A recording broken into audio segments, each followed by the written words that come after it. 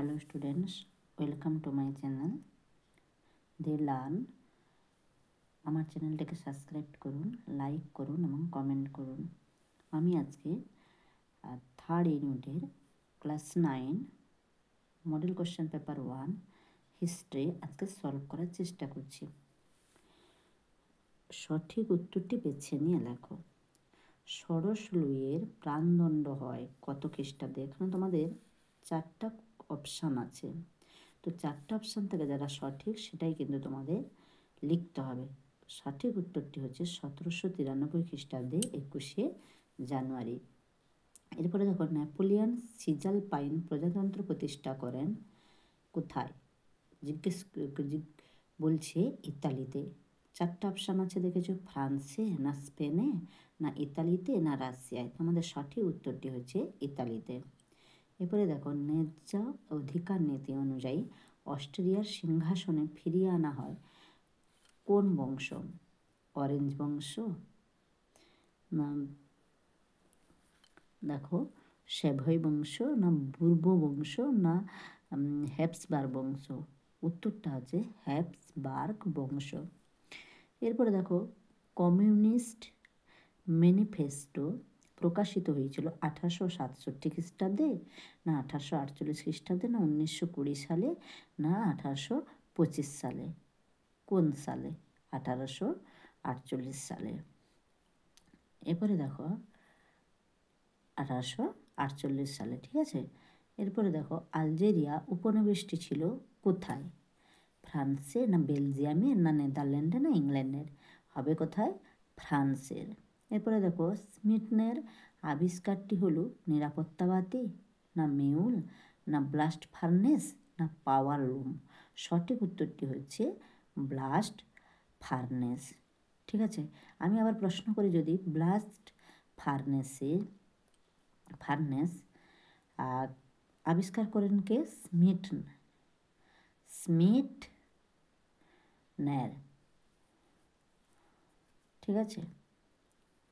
তাহলে কোশ্চেনটা ছিল কি, স্মিথনের আবিষ্কারটি হলো ব্লাস্ট ফার্নেস, ঠিক আছে। এরপরে হচ্ছে, নার্দনিয়া ভলিয়া নামে গুপ্ত সমিতি গড়ে উঠেছিল কোথায়? গ্রিসে না স্পেনে না জার্মানিতে না রাশিয়ায়? উত্তরটি সঠিক উত্তরটি হচ্ছে রাশিয়ায়। তারপরে দেখো, রাশিয়ার সাহিত্যিক ছিলেন না, কে ছিলেন না? এর মধ্যে 4 জন আছে। সঠিক উত্তরটি হচ্ছে রুডইয়ার্ড কিপলিং। কে? Rudyard Kipling. ব্রেস্ট লিট ভস্কের সন্ধি স্বাক্ষরিত হয়েছিল কত খ্রিস্টাব্দে? 1918 খ্রিস্টাব্দে, 1916 খ্রিস্টাব্দে না 1917 খ্রিস্টাব্দে না 1918 খ্রিস্টাব্দে না 1919 খ্রিস্টাব্দে? সঠিক উত্তরটি হচ্ছে 1918 খ্রিস্টাব্দে।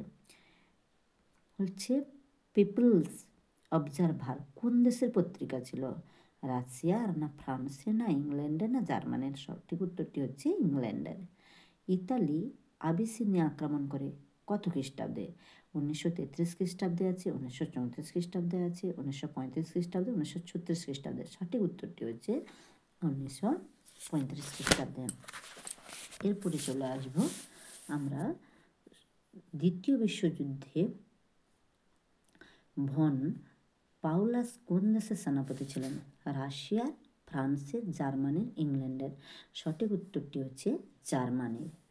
ল্যান্ড লিজ লাইন 1941 সালে জারি করে কোথায়? ইংল্যান্ড না ফ্রান্স না মার্কিন যুক্তরাষ্ট্র না জার্মানি? মার্কিন যুক্তরাষ্ট্র। জার্মানির আত্মসমর্পণের পর ইউরোপে বিজয় দিবস হিসেবে পালিত হয় 8ই মে। তারপরে দেখো, ইয়াল্টা সম্মেলন হয়েছিল কত খ্রিস্টাব্দে?